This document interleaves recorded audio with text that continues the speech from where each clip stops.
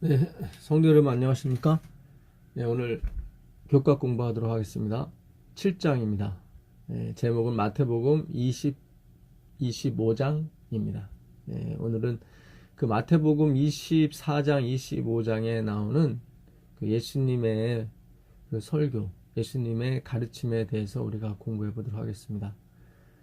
이 마태복음 24장, 25장은 예수님이 십자가에 달리기 돌아가시기 직전에 제자들에게 그 순환절기라고 하죠. 그때 제자들에게 말씀하신 것입니다. 오늘 기억절은 마태복음 24장 24절 보도록 하겠습니다. 거짓 그리스도들과 거짓 선지자들이 일어나 큰 표적과 기사를 보여 할 수만 있으면 택하신 자들도 미혹하리라. 할 수만 있으면 이란 말은 할 수 없다는 얘기입니다.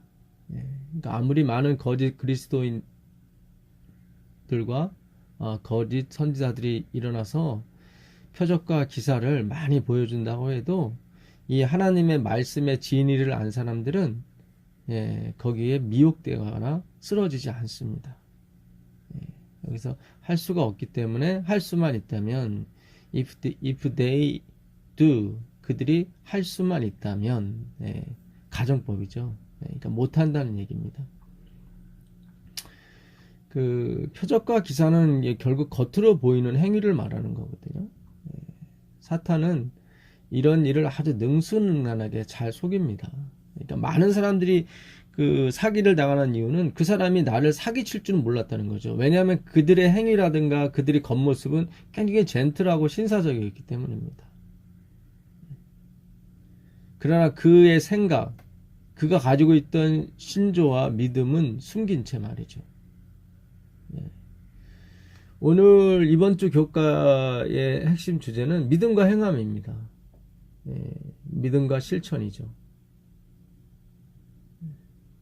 이 진정한 믿음이 있게 되면 반드시 행위의 열매는 나오게 되어 있습니다.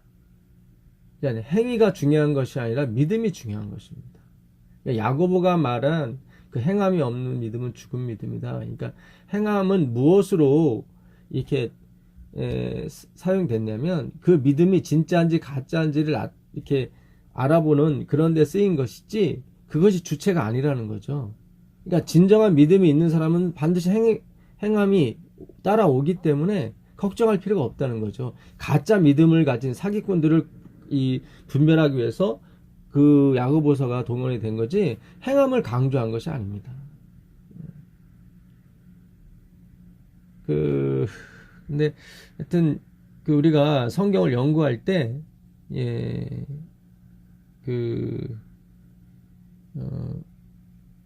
본질, 그러니까 문자적으로 이걸 해석하면 안 됩니다.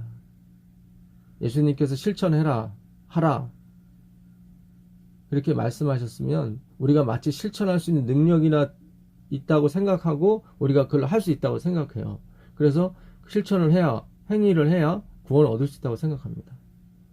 그러니까 이번 주 교과 내용을 우리가 잘못 연구하게 되면 그렇게 흐르게 돼 있어요. 아, 행위도 반드시 필요하구나. 근데 우리가 하나님이 주신 그 은혜가 있다면 하나만 쫓게 돼 있어요. 우리 마음은 두 마음을 품을 수가 없어요. 믿음인 믿음, 행함인 행함 둘 중에 하나지 이게 두 개가 같이 갈 수가 없어요. 행함을 부인하는 것이 아닙니다. 행함은 따라오는 것이라 제가 말씀드리는 거예요. 따라오는 거라고요.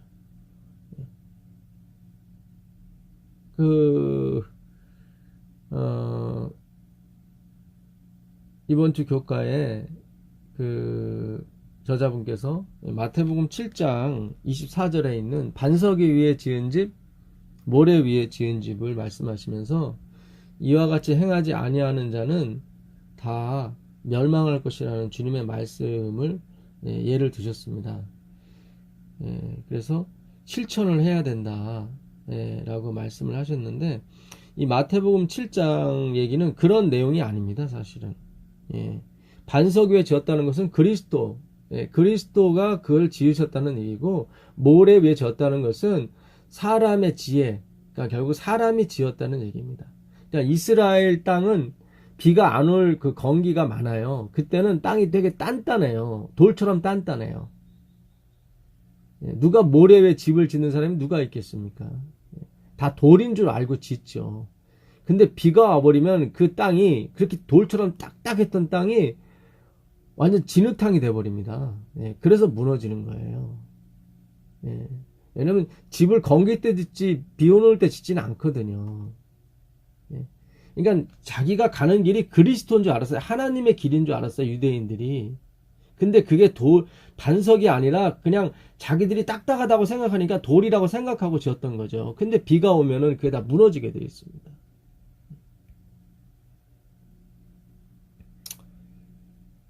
그래서 마태복음 7장 24절에 그러므로 누구든지 나의 이 말을 듣고 행하는 자는 그 집을 반석 위에 지은 지혜로운 사람 같으리니 비가 내리고 창수가 나고 바람이 불어 그 집에 부딪히되 무너지지 아니하리라. 그러니까 나의 이 말을 듣고 행하는 자, 이 행하다, 이 포이에마를 썼거든요. 포이에오. 이거는 어떤 존재가 되다 아니야 그런 뜻입니다. 그러니까 마태복음 7장의 그 구구절절이 흐르는 주제가 뭐냐면 좋은 나무가 좋은 열매를 맺고 나쁜 나무가 나쁜 열매를 맺는다는 거예요. 그러니까 절대로 좋은 나무가 나쁜 열매를 맺을 수가 없다는 거예요. 그러니까 열매가 중요한 것이 아니라 나무가 중요하다고 예수님 계속 말씀하시는 거예요. 7장 18절에 좋은 나무가 나쁜 열매를 맺을 수 없고 못된 나무가 아름다운 열매를 맺을 수 없느니라. 그러니까 못된 나무가 좋은 열매를 맺은 것처럼 보인다면 그건 가짜다 그러는 거예요. 가짜다. 이미테이션이다. 그 고린도 후서 11장 14절 가보세요. 고린도 후서. 여기 가게 되면 그 사탄이 광명한 천사로 보이는 장면이 나옵니다. 그러니까 사탄은 그 기적과 이적을 행할 때 그래서 정말 하나님의 택한 백성이라도 미혹하려고 할 때 어떻게 보이겠어요? 사탄처럼 안 보여요. 천사처럼 보인다니까요. 행동도 되게 순하고 얌전하고 젠틀해요. 그러나 그의 중심 사상은 다 자기가 한다는 거예요. 자기 의이고 그곳으로 인도하기 위해서 미혹시키는 거예요. 그러니까 우리가 많은 그 지도자분들과 선견자, 선지자들, 성경을 가리키는 분들이 우리가 어떤 그런 성경을 문자적으로만 보고 그 뒤에 있는 본질, 본의, 의미를 깨닫지 못하기 때문에 다 곁길로 가는 겁니다. 하나님이 양을 잡으라고 그랬어요. 분명히. 그래서 그들은 양을 많이 잡으면 하나님이 기뻐하실 거라고 그랬단 말이죠. 근데 그것이 아니라 하나님이 바라는 건 상한 심령이거든요.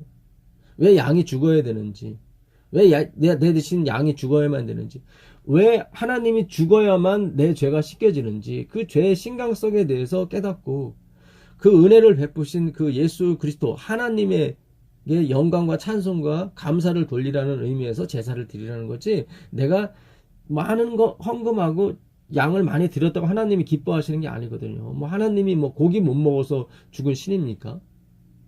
그게 아니잖아요. 그러니까 문자적으로만 본 거예요. 이스라엘 백성이나 지금 오늘날 우리의 재림교회 현상이 그런 거예요. 이 행하다, 실천하라고 그랬더니 그를 본질을 모른 거예요. 포이에마예요. 이 포이에마는 어디서 온 단어냐면 그 포임, 씨 있죠? 여기서 씨가 나온 거예요. 그러니까 우리가 어떻게 씨를 줘요? 하나님이 지으시는 거죠. 근데 씨는 하나밖에 없잖아요. 다 작품이라 이거예요. 이 율법주의 이 행함으로 말미암은 의는 다 똑같은 사람만 배출시켜요. 그런 게 아니에요. 하나님의 창조는 그게 아니에요.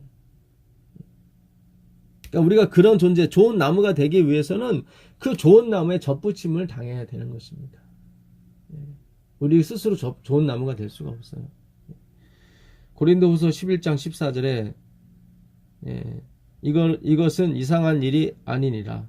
사탄도 자기를 광명의 천사로 가장하나니 그러므로 사탄의 일꾼들도 자기를 의의 일꾼으로 가장하는 것이 또한 대단한 일이 아니니라. 그들의 마지막은 그 행위대로 되리라. 이거 보세요. 믿음으로 얻는 사람들은 믿음으로 구원을 얻고요. 이 행위로 가는 사람은 행위로 이 심판을 받게 되어 있습니다. 그들의 행위가 뭐예요? 가짜 열매잖아요. 가짜. 겉으로 보기엔 이적과 기적을 행하는 것처럼 보이지만, 여러분, 우리가 몸이 아팠을 때 정말 불치병이 걸렸다고 생각해 보세요. 근데 누군가가 이거 고쳐줄 수 있다고 그러면 따라가지 않겠어요? 그게 누가 됐든지, 불교신자가 됐든지 다 가게 돼 있습니다. 이게 인지상정이에요. 그런 미혹당하지 말라고 하나님께서 우리에게 건강기별을 주신 거거든요, 사실은. 근데 건강기별의 핵심은 뭐예요? 마음의 평화잖아요. 신령한 음료, 신령한 양식을 먹는다고 해서 하나님의 사랑을 받는 게 아니거든요. 물론 2개를 다 하면 가장 좋은 거죠. 가장 좋은. 그렇게 될 백성이 나올 겁니다. 그리고 우리가 그런 백성이 될 겁니다.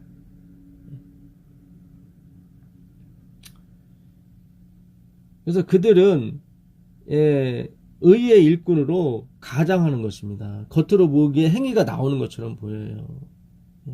행위로는 판단이 안 되는 거예요. 우리 눈으로는 이게 말씀 밖에는 안 되는 거예요. 이번 주 교과에 저자분께서 지식을 진리를 아는 것만으로는 부족하다고 나옵니다. 근데 그렇지가 않습니다. 그 진리를 잘못 알았기 때문에 문제가 되는 거예요. 진짜 진리인 그리스도를 알게 되면 그것으로 되는 것입니다. 왜요? 예수님께서 그러셨거든요. 영생은 유일하신 참 하나님과 그의 보내신 자 예수 그리스도를 아는 것이라고 나왔습니다. 아는 것. 그거 외에는 우리를 구원할 방법이 없는 거예요. 근데 자꾸 실천을 해야 된다. 근데 그 실천은 그리스도께서 하시는 것입니다.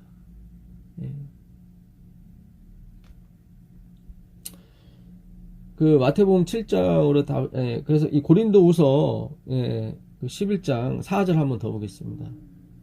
4절 한번 더 보시면,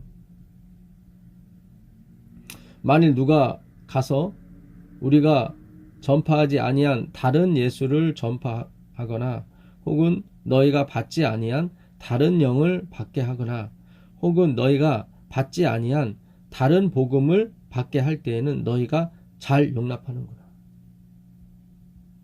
그러니까 바울이 가서 그렇게 열심히 오직 예수, 오직 성경, 오직 말씀, 오직 은혜라고 이렇게 가르쳤는데, 바울이 떠난 뒤에 다른 거짓 선지자가 와서, 거기 오늘 그 기억절에도 거짓 그리스도라고 돼 있죠. 거짓 그리스도. 그러니까 거짓 그리스도가 뭐예요? 그리스도를 믿는 것처럼, 가르치는 것처럼 보인단 말이죠. 근데 결국에 가서는 뭔가를 또 행해야 되고 뭔가를 지켜야 되고 또 이렇게 간다고요. 여기 다른 예수, 이 알로스를 썼거든요. 이 알로스는 거의 같은이에요. 거의 같은. 좀 정확히 말씀드리면 외형만 틀리지 속 내용은 같은 그런 뜻입니다. 근데 복음은 겉의 모양도 틀려서는 안 되는 거예요. 그러니까 이렇게 거의 같은 예수를 전파하면 그건 잘 믿어요. 거의 같은 복음을 얘기해도 잘 믿고. 근데 이 바울이 가서 얘기하면 또 안 믿고요. 바울이 나중에 그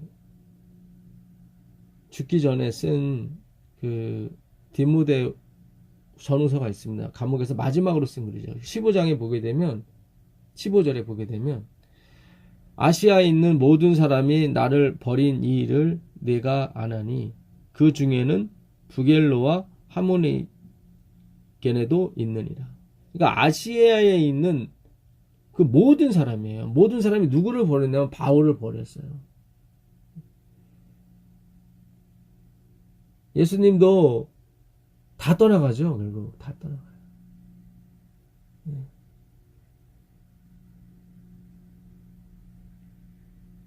이 아시아가 어떤 데입니까?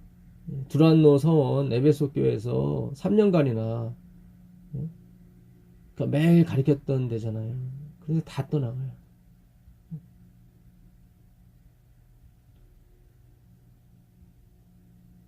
그 디모데후서 4장에 봐도 그들이 결국 다 떠나갑니다. 4장 19절 보시면 4장 19절이 아니라 15절이네.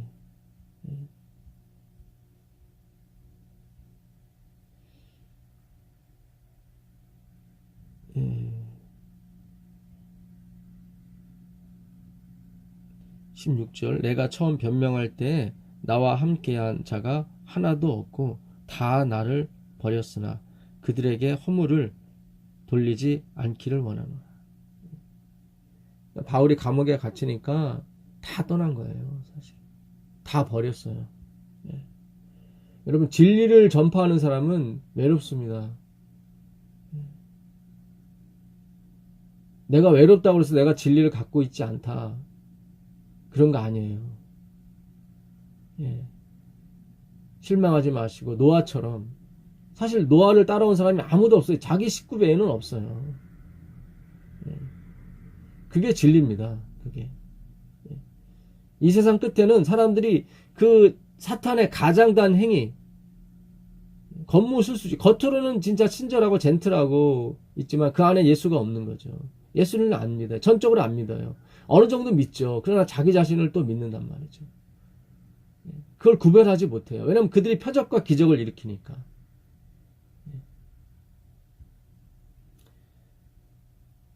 그 오늘 마태복음 7장 다시 한번 가보겠습니다. 마태복음 7장 21절에 보시면 7장 21절 나더러 주여 주여 하는 자마다 다 천국에 들어갈 것이 아니요 다만 하늘에 계신 내 아버지 뜻대로 행하는 자라야 들어가리라. 그날에 많은 사람이 나더러 이르되 주여 주여 우리가 주의 이름으로 선지자 노릇하며 주의 이름으로 귀신을 쫓아내며 주의 이름으로 많은 권능을 행하지 아니하였나이까 하리니 그때 내가 그들에게 밝히 말하되 내가 너희를 도무지 알지 못하니 불법을 행하는 자들아 내게서 떠나가라 하니라. 그러므로 누구든지 나의 이 말을 듣고 행하는 자는 여기 나오잖아요. 근데 이들도 행했단 말이죠. 여기 보니까 우리가 주의 이름으로 선지자 노릇하고 근데 이것이 반석이 대신 그리스도께서 행해야 되는데 우리도 행했단 말이죠. 우리가 탑을 쌓아서 하늘에 올라가서 하나님을 만나자. 다 이게 바벨론 사상이에요. 바벨탑 사상. 지금 세상의 역사가 다 바벨탑을 쌓는 거예요. 우리가 바벨탑을 안 쌓아서 천국에 들어가는 것이 아니라 주님 저는 바벨탑을 쌓은 사람이군요 하고 자기가 쌓은 걸 다 무너뜨리는 사람이 천국에 들어가는 것입니다.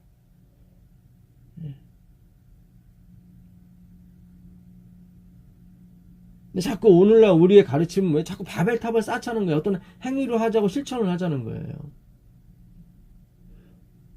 하나님은 그 이스라엘의 그 지도자들 그리고 그 가르치는 그 선지자들에게 너희는 간음을 행한 자라고 그래요. 근데 그들이 뭐 동성연애도 한 것도 아니고 하나님은 그들에게 너희가 소돔과 같고 고모라 같다고 그래요. 소돔 같고 고모라 같은 거예요. 그들은 간음한 여자를 예수님 앞에 서고 돌로 치려고 했던 사람들이라니까요. 자기들은 율법을 지키고 있다고 착각했던 사람들이에요. 문자적으로 지키고. 근데 예수님은 마음의 간음을 음욕을 품는 자마다 다 간음하였느니라. 너희들 마음에서 나오는 것은 미움과 질투, 살인과 증오뿐이다. 이미 마음에서 나온 것이 다 살인을 했고 미움을 했고 간음을 했고 더러운 것이라는 거예요. 아직 행하지 않았는데.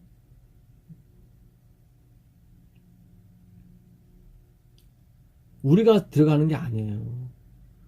그건 하늘의 법칙이 아니에요. 하늘의 법칙은 뭐예요? 은혜의 법칙이에요. 위에서 아래로 흐르는 물처럼 하나님이 내려주시는 은혜를 먹고 사는 것이 하늘의 법칙인 것입니다.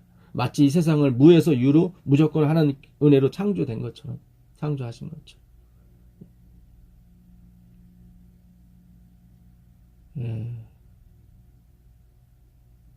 이 잘못 이해하신 거예요. 이 저자분께서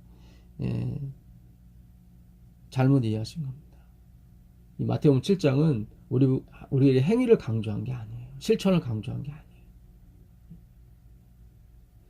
그랬다면 이 사람들은 구원을 받아야 돼요. 우리가 주의 이름으로 선지자 노릇하고 주의 이름으로 귀신 쫓아내고 주의 이름도 나와요. 주님도 믿어요. 그게 거짓 선지자예요.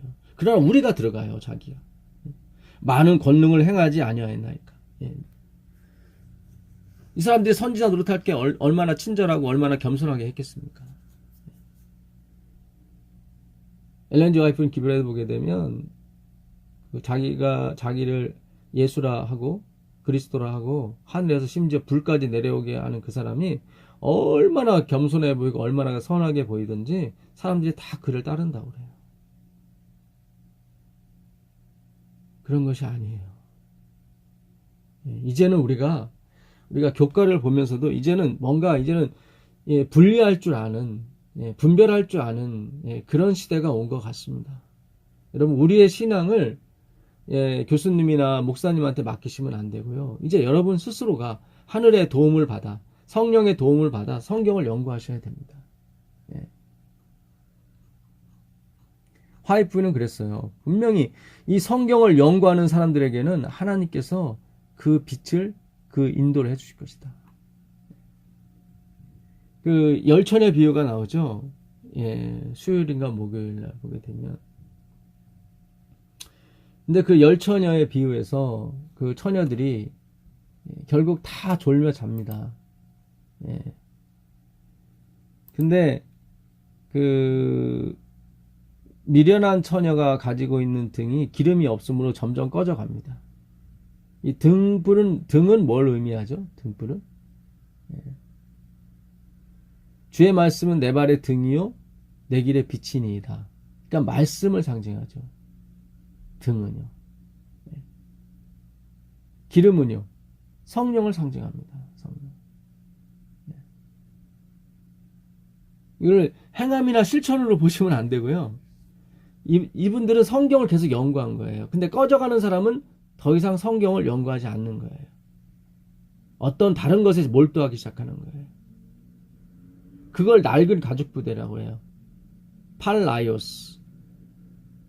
그 세수를 담을 수가 없어요. 이 낡은 팔라이오스, 팔린에서 온 말인데 그건 리피트예요. again. 계속 반복하는 거예요. 그 생배 조각을 그 낡은 옷에 붙이지 못할 때 그 낡은 옷도 마찬가지예요. 자주 빨아서 데리고 그래서 신축성이 없어요. 이 생배 조각은 신축성이 있는데 이게 신축성이 없는 거예요. 움직이지 못하는 거예요. 하도 자주 빨아가지고. 이 낡은 가죽 부대도 하도 써서, 그러니까 계속 리핏. 어떤 행위를 계속 반복한 거예요. 거기에 굳어졌어요. 자기의 사상들이. 양을 드리는 게 계속 반복이 돼서 양만 드리면 해결된다고 생각했던 거예요. 계속 그 행위에 반복이 된 거예요. 그 상태에서는 예수님, 그리스도의 이론, 그리스도의 복음을 받아들일 수가 없어요. 여러분, 우리가 행위에 꽂혀서는 안 됩니다. 예수님한테 꽂히셔야 돼요. 그분을 알아야 돼요. 하나님을 알아야 돼요. 신랑이 더디 오므로 다 졸며 잘세, 다 잤습니다. 그렇지만 슬기로운 처녀는 뭐가 있었어요? 기름이 있었어요. 기름은 성령이 풀어주시는 그 말씀의 빛을 사랑하고 살았던 사람들이죠, 이 사람들은.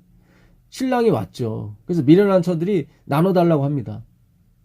근데 이걸 줄 수가 있는 게 아니에요. 몇십 년간 성경 연구했는데 이걸 한꺼번에 몇 분 안에 몇 시간에 줄 수 있습니까? 근데 결국 그들이 다시 공부를 합니다. 10절에 보게 되면 그들이 살아간 사이에, 살아가요. 공부하러 갔다는 얘기죠, 결국. 이 공부는 무서워서, 멸망이 무서워서 하는 공부예요. 신랑이 오기 전에 무슨 일이 벌어집니까? 난리와 난리 소문을 듣겠고, 거짓 선지자들이 판치고, 사랑이 식어지고, 이 세상에 임할 일을 해서 기절하고 초풍하겠죠.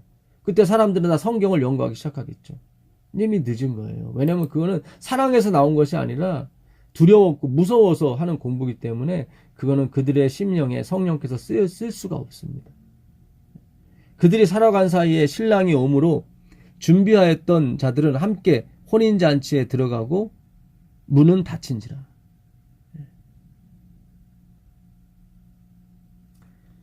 이 등은 누구를 말합니까? 그 요한계시록, 등은 말씀을 말하는데 요한계시록 21장 23절을 보게 되면 더 확실히 나와 있어요. 그 성은 해나 달의 비침이 쓸데없으니 이는 하나님의 영광이 비치고 어린 양이 그 등불이 되십니다.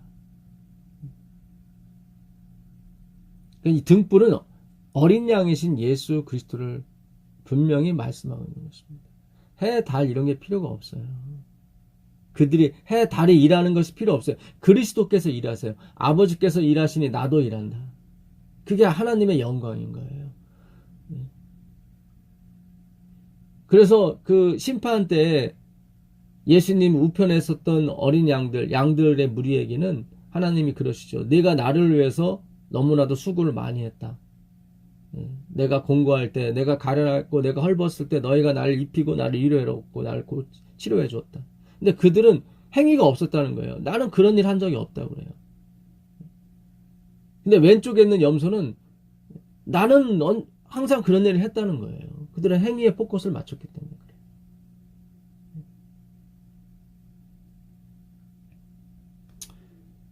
이번 주 금요일 날 이 저자분께서 유토피아에 대해서 말씀을 하세요.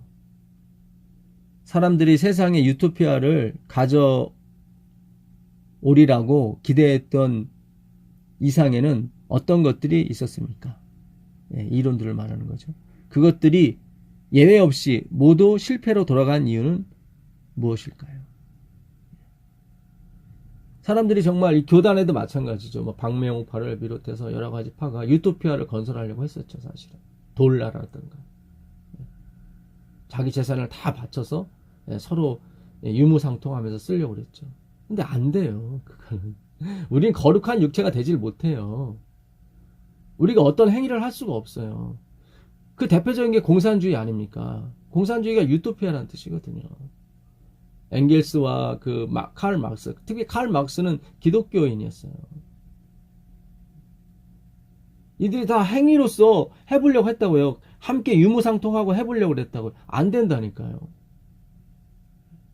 행위로는 안 돼요. 예수님만이 돼요. 주님이 오셔야 된다 이 말씀이죠.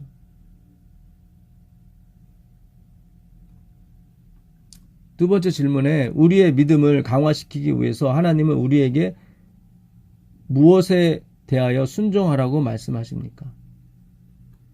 행위가 따르지 않는 믿음은 왜 죽은 것입니까?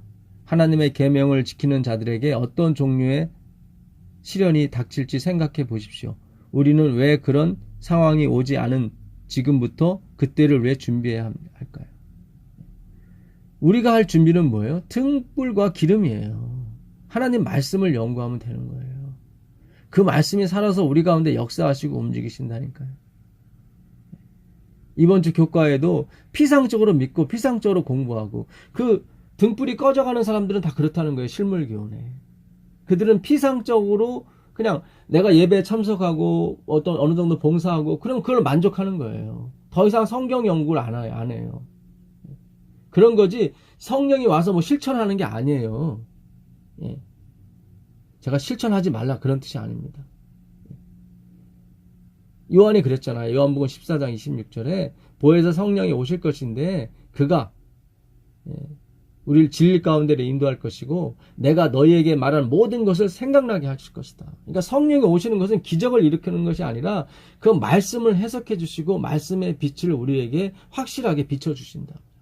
그러니까 그리스도의 영광을 비추는 거예요. 그러니까 등불은 뭐예요? 예수 그리스도잖아요. 성령이 오셔서 그 등불을 빛나게 해준다고. 그리스도의 영광을 그리스도에 더 알게 해주신다고요. 그러면 되는 거예요. 또 뭔가를 해야 된다는 그런 거 아니라니까요.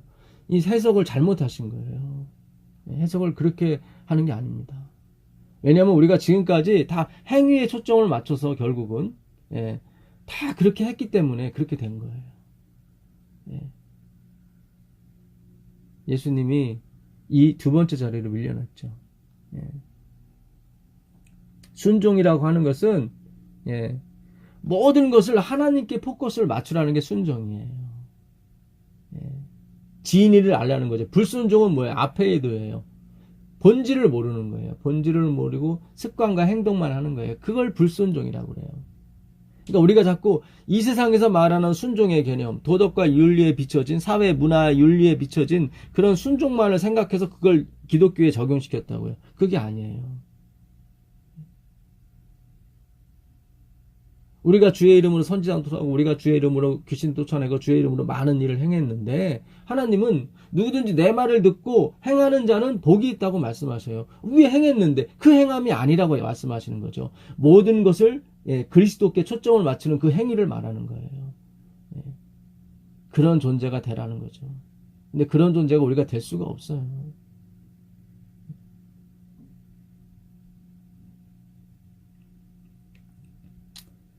그 달란트 비유도 있습니다. 이 달란트 비유도 이번 주 교과에 나오는데 이 달란트 5달란트 받은 사람 그 다음에 2달란트 받은 사람 1달란트 받은 사람 그래서 1달란트 받은 사람은 이 달란트가 적어서 일을 안 했고 많이 받은 사람은 많아서 기쁜 마음으로 일했다 그런 식의 설명이 나오셨는데 그런 쪽이 아닙니다. 이건 그런 쪽의 설명이 아니에요. 이 달란트가 금화 33kg입니다. 대단해요. 한 달란트는 6,000데나리온이에요. 그러니까 한 사람의 노동자가 20년간 한 푼도 먹지 않고 입지 않고 쓰지 않고 모은 돈이 한 달란트예요. 그러니까 한 달란트라고 하는 것은 어마어마한 돈이에요. 요즘으로 따지면 4억에서 6억 정도 되는 돈이에요. 결코 작은 돈이 아닙니다. 그럼 왜 그 사람은 그걸 땅에 묻어두었는가? 그 사람이 한 달란트 받은 사람이 한 얘기가 있습니다. 우리가 보시면 마태복음 25장 24절로 가보세요. 25장 24절 보시면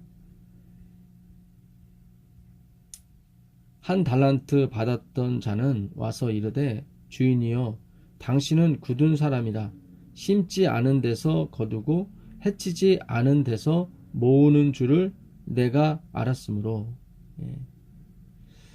두려워하여 나가서 당신의 달란트를 땅에 감추어 두었나이다.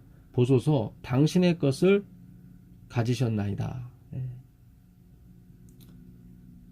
이 달란트란 뜻은 재능이란 뜻입니다. 그러니까는 내가 버는 게 아니라 사실은 달란트가 다 벌어주는 거예요. 그러니까 이 청지기는 진짜 작은 일이에요. 그 달란트를 운반하는 역할이었죠. 그러니까 도끼나 막대기가 나무를 자른 것이 아니라 도끼와 그 톱을 잡고 있는 그 사람이 자른 거잖아요. 그러니까 우리는 다 도구일 뿐이에요. 그러니까 옮겨져서 주는 거예요. 그 재능에 다 돈 벌어주는 거예요. 그러니까 이 한 달란트 받은 사람도 나머지 5달란트, 2달란트 받은 사람처럼 시장에 나가서 장사하면 무조건 돈을 벌게 돼 있어요. 왜냐하면 자기가 하는 것이 아니라 달란트. 이 달란트는 예수 그리스도를 말하는 것입니다, 사실은. 이 달란트가 다 벌어주기 때문에. 근데 이 사람은 안 갔어요. 우리는 이 사람은 게으르다, 뭐다 하는데 그런 게 아니에요, 이 사람은. 게으른 종류가 아니라 어떤 본질을 보셔야 돼요. 그러니까 이 사람이 하는 얘기는 무슨 얘기냐면 당신은 굳은 사람이라 심지 않은 데서 거두고 해치지 않은 데서 모은다고 나와있거든요. 그러니까 심지 않은 데서 거두는 걸 뭐예요? 불로소득이라고 그러잖아요. 해치지 않은 데서 모으는 거예요. 뿌리지 않는 데 거둬요. 그러니까 이 사람은 그 달란트만 줬지 사실 장사는 누가 다 했다는 거예요. 내가 다 한다는 거예요. 내가 밖에 나가서 장사하고 돈 벌어다 두고 다 줬는데 다 누구께 되는 거예요? 내게 되는 게 아니라 다 주인께 되는 거예요. 그래서 당신은 뭐예요? 심지 않은 데서 거두고 뿌리지 않는 데서 모은다. 난 그게 싫다. 그 얘기예요. 내가 열심히 일해봤자 내 것도 되지 않는데 내가 뭐하러 하겠습니까? 여기 당신의 것이 여기 있습니다. 하고 계속 당신의 것을 강조하죠. 그러니까 이 사람은 이 하나님의 은혜의 원칙을 모르는 사람이에요. 자기가 한다고 생각해요. 자기가. 재능이 하는 건데 사실은 예수님이 하는 거지 자기가 하는 게 아니에요. 다 성경은 일맥상통한 거예요. 잘못 아는 거예요. 하나님이 주신 그 재능이 나로 밥 먹게 해주고 나로 장가가게 해주고 시집가게 해주고 나로 잘 사게 해준 거예요. 다.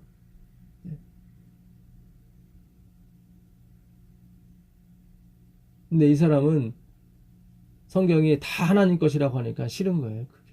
하나님이 하시고 하나님이 영광 받으시고 그게 싫은 거예요. 그걸 믿음으로 만녀 의라고 그러는데 그게 싫은 거예요. 모든 것이 다 100% 하나님의 은혜로 왔다는 것이 싫은 거예요. 싫은 거예요.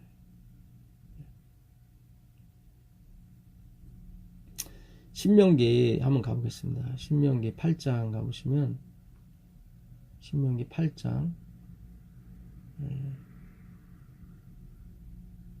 15절 보겠습니다.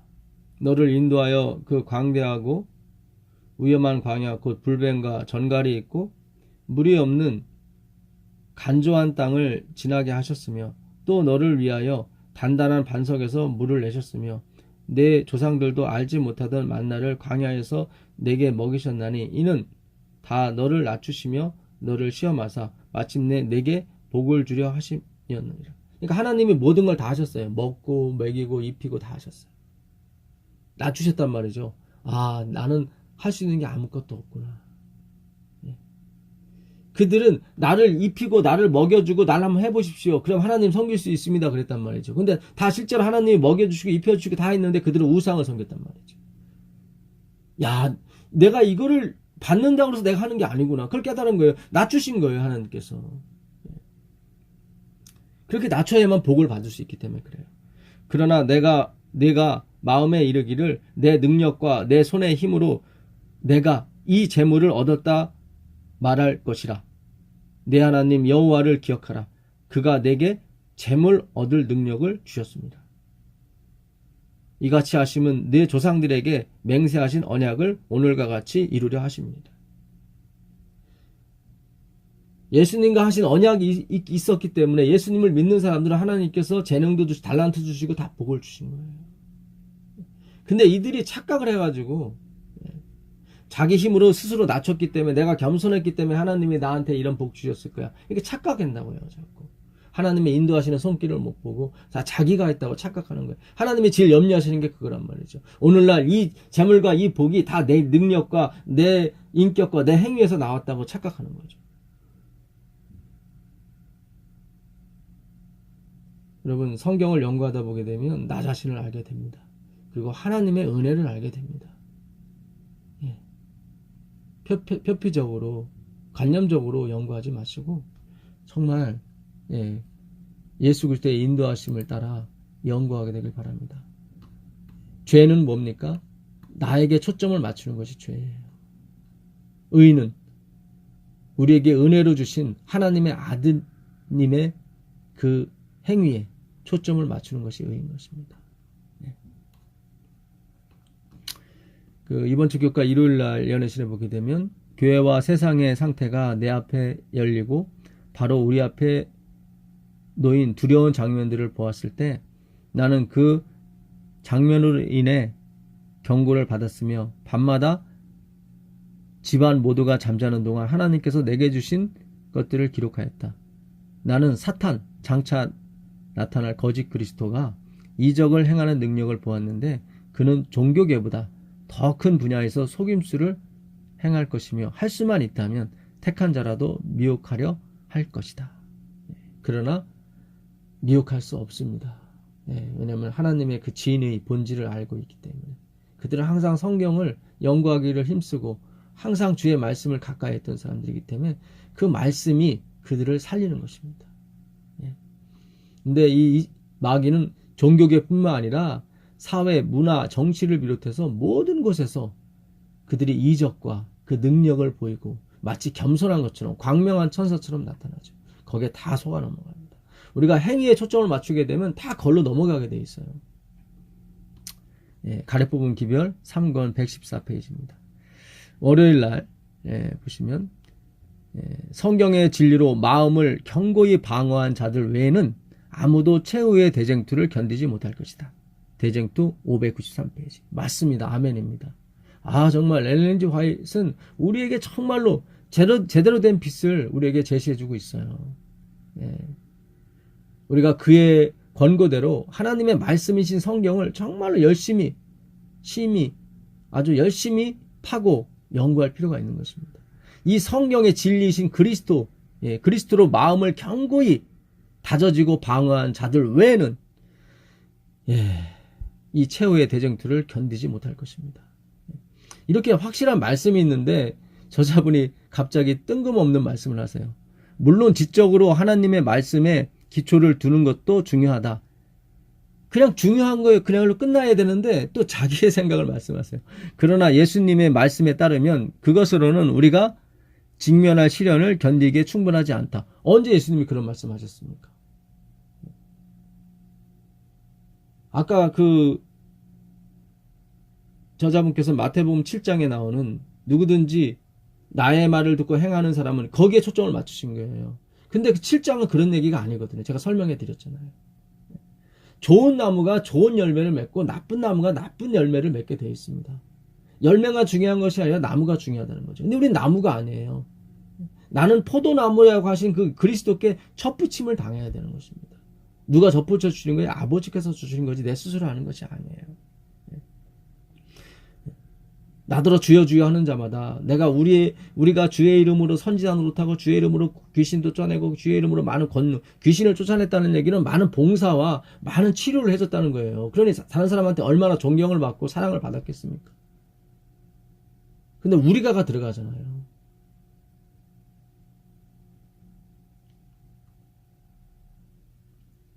그것만으로는 우리가 직면한 시련을 견디기에 충분하지 않다. 우리는 아는 것을 실천해야 한다. 그게 아는 것이 뭐냐면 그리스도를 아는 거예요. 그러니까 모든 것이 그 반석 위에 지은 집. 그러니까 예수 그리스도께서 뭐예요? 모든 것을 지으신 거예요. 그 집은 무너지지 않아요. 주님이 지었기 때문에. 그걸 실천하라는 거예요. 내가 하는 것이 아니라 하나님이 내 안에서 일을 하시게 하라. 요한복음 14장 10절에 예수님께서 그렇게 말씀하시잖아요. 빌립아 어찌하여 나한테 하나님을 보이라느냐. 나를 본 자는 하나님을 보았거늘. 내 속에서 아버지께서 자기의 일을 하시는 것뿐이다. 나는 스스로 아무것도 할 수 없다. 이것이 실천인 거예요. 뭔가 도덕과 윤리, 물론 도덕과 윤리 중요하죠. 우리가 실천을 이렇게 강조하다 보면 그 설교나 가르침을 듣게 되면 무겁습니다. 사실은. 희망이 없어 보이고 그런 가르침에 이렇게 갔다 오신 분들이 한결같이 하는 소리가 그래요. 왜요? 항상 세상에서 지고 오거든요. 자기 양심이 그걸 알아요. 내가 어떤 사람을 미워하고 누가 갑자기 내 앞에 차로 끼어들게 되면 갑자기 욱하고 소리가 나오고 다 지고 오는 거거든요. 그러니 희망이 없는 거죠. 그래서 이 어둠 가운데 있는 칠흑같이 어둠 가운데 있는 곳에 한 줄기 빛이 임하셨는데 그분이 바로 우리의 구세주 예수 그리스도인 것입니다. 그걸로 끝이에요. 더 이상 뭔가를 행하니 뭐니 그렇게 하시면 안 돼요. 즉 우리는 진리에 순종해야 한다. 예수님께 순종하라는 게 그거예요. 주님 안에 들어오라는 거예요. 그분께서는 그들이 신속하게 계획을 고안하고 실천하기를 바라신다. 그러나 모든 사업의 문제들은 위대한 하나님의 도덕적인 율법과 조화롭게 처리되어야 한다. 하나님과 우리의 이웃에 대한 원칙은 가장 큰 것은 물론이요, 가장 작은 것에서도 일상생활의 모든 행동에서 실천되어야 한다. 이 저자 목사님께서 이 교회 증언 5권 428페이지를 인용하신 거예요. 봐라, 실천하게 돼 있지 않느냐. 우리의 위대한 하나님의 도덕적인 율법과 조화롭게 처리되어야 하며 하나님과 우리 이웃에 대한 원칙은 가장 큰 것은 물론이요, 가장 작은 것에서도 일상생활의 모든 행동에서 실천되어야 한다. 이게 엘렌 화이트의 기별이거든요. 여러분, 엘렌 화이트의 기별의 모든 것은 그 구성 자체가 이래요. 처음에는 율법적이에요. 율법을 우리에게 강조를 해요. 이렇게 우리가 해야 된다. 이렇게 살아야 된다. 맞습니다. 진짜 힘을 다하고 뜻을 다하고 온 마음을 다해서 하나님의 율법을 지켜야 돼요. 이웃을 내 몸같이 사랑해야 되고요. 근데 돼요, 안 돼요?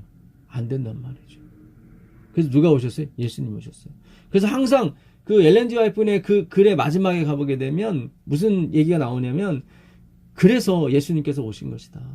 여러분이 이것이 안 되기 때문에 그를 바라봐라. 그를 그 안에 거하라. 그를 믿어라. 그분께서 일을 하실 것이다. 그것이 여러분에게 전하는 나의 가장 중요하고 또 거듭된 그 경고와 기별이다. 이렇게 마무리를 짓습니다. 모든 예언의 신이 그래요.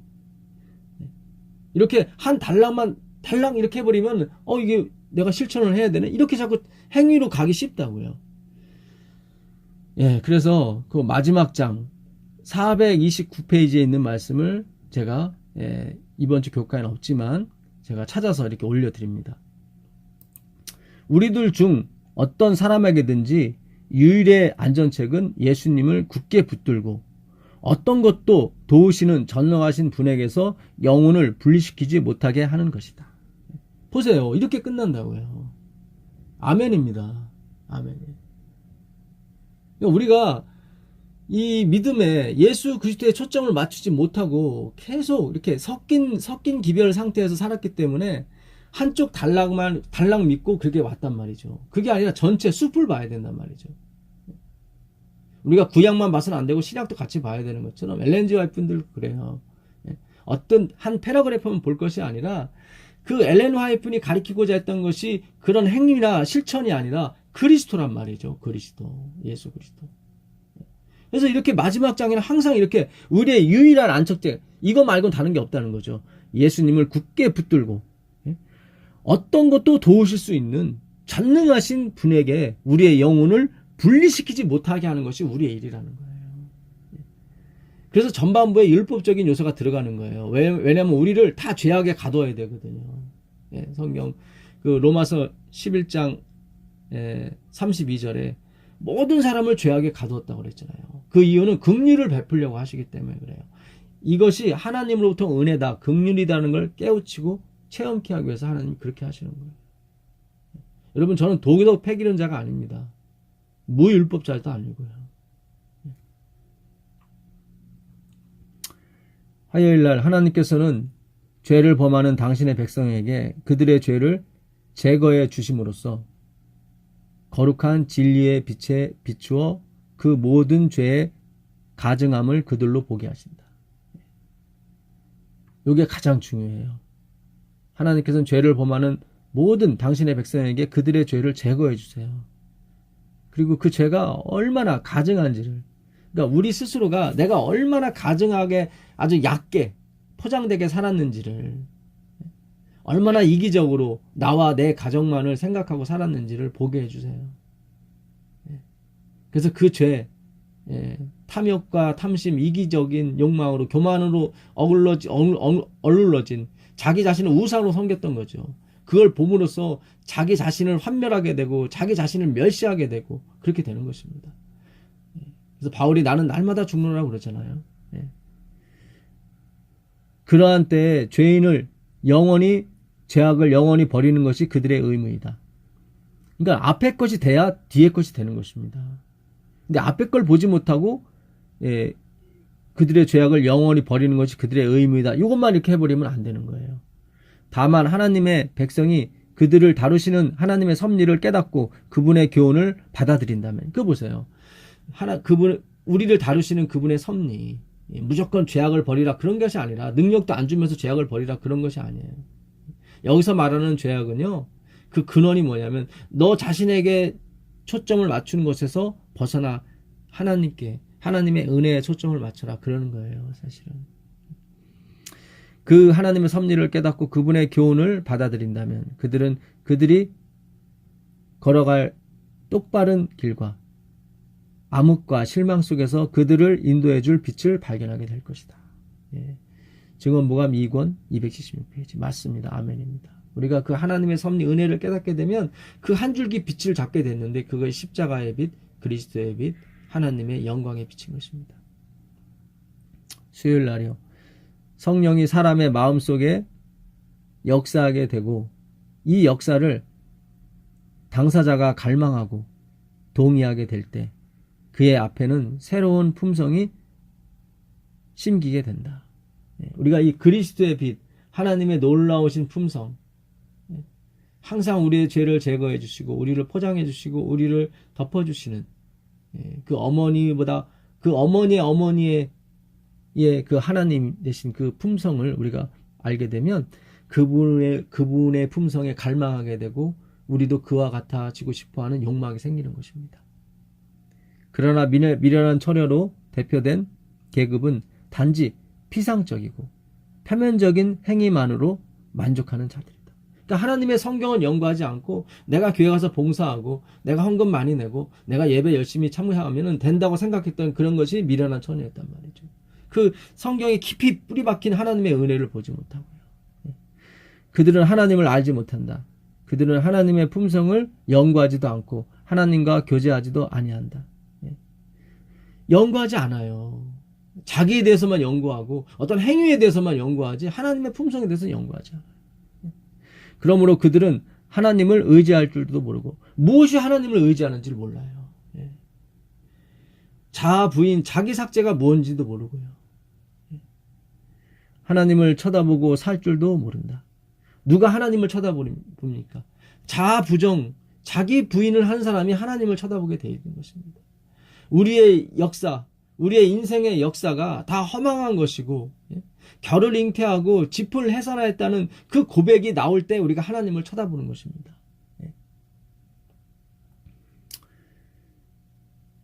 성경에 옛뱀이 있습니다. 옛뱀은 뭐죠? 마귀죠. 옛뱀이 있다는 건 새뱀이 있다는 거죠. 새뱀은 누굽니까? 그리스도예요.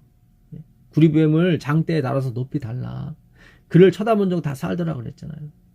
요한복음 3장 14절에 모세가 광야에서 뱀을 든 것 같이 인자도 들려야 하니니 누구든지 저를 쳐다보고 믿는 자마다 멸망치 않고 영생을 얻을 것이라 그랬습니다. 구리뱀, 엘렌 지 화이트는 예수 그리스도께서 죄 자체, 구리뱀이 됐다고 그랬어요. 그게 새뱀인 거예요. 옛뱀은 우리를 사망에 처하게 했지만 새뱀은 우리의 죄를 다 가져가셔서 당신이 뱀이 돼서 돌아가시고 우리를 살리신 그것이 바로 새뱀 대신 그리스도의 은혜고 섭리인 것입니다. 하나님께 대한 저희의 봉사는 점차 저하되어 형식화되고 만다. 그러니까 하나님 이 성경을 깊이 연구하지 않게 되면 그들의 봉사가 어떻게 해요? 점점 저하되고 점점 꺼져가게 되고 형식화되어 있습니다. 실물교훈 411페이지. 실물교훈 너무 좋은 책입니다. 실물교훈 너무 좋은 책. 이렇게 해서 오늘 교과를 다 마쳤습니다. 우리는 진짜 봉사를 하고 싶고 나를 드러내지 않는 그런 행위를 하고 싶습니다. 주님. 그 방법은 주님께서 이 벌거벗고 가련하고 눈먼 우리들 안에 오셔서 은혜를 베푸시는 길밖에 없습니다. 주님, 먼저 내가 얼마나 가련하고 공고하고 가난한 사람인지를 알게 해주십시오. 우리는 이 세상에 어떤 것도 채울 수 없는 커다란 구멍이 하나씩 다 있습니다. 이 구멍은 하나님만이 채울 수 있는 구멍인 것입니다. 하나님께서 보내신 그 독생자 예수 그리스도만이 우리의 길이고 진리고 생명이십니다. 주여, 우리 안에 오셔서 우리의 죄악을 걷어가시고 우리로 주님 되어서 주님과 하나 되어서 주님의 일을 할 수 있도록 인도하여 주십시오. 이것이 오늘날 예수 그리스도께서 마지막 이 세대를 사는 우리에게 보낸 기별인 줄 믿습니다. 우리 성도 여러분께서 이번 주 교과 마태복음 24장 25절 그 멸망에 가져간 것이 거룩한 곳에 선 것을 보거든 있는 자는 깨달을진저 다 도망하라고 그랬거든. AD 70년에 그 전에 66년인가요? 68년인가요? 네로 황제가 자기의 형상을 예루살렘 성전에 세웠습니다. 그는 자기가 신이고 자기를 섬기라는 거죠. 눈에 보이는 왕을 섬기라는 거죠. 그는 인본주의의 사상의 총화인 것입니다.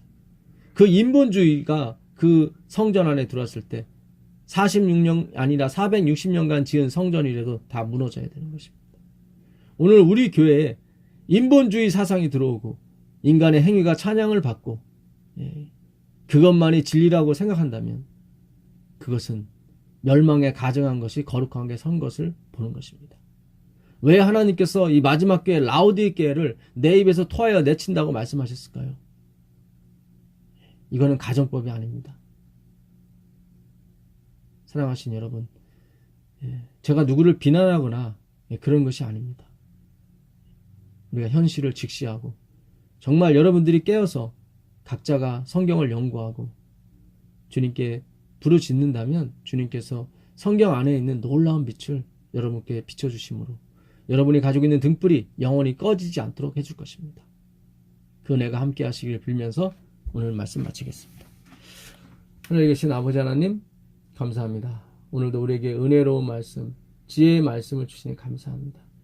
아버지, 우리 모두가 이제 회개하여 우리의 가련하고 공고하고 가난한 것이 무엇인지 깨닫게 해주시고 모두 다 주님 앞에 항복하고 두 손 들고 항복하여 오직 주님께서 이끄시는 대로 갈 수 있는 그런 백성, 오직 예수 그리스도만 쳐다볼 수 있는 그런 백성, 진정한 남은 백성이 되게 하여 주시옵소서.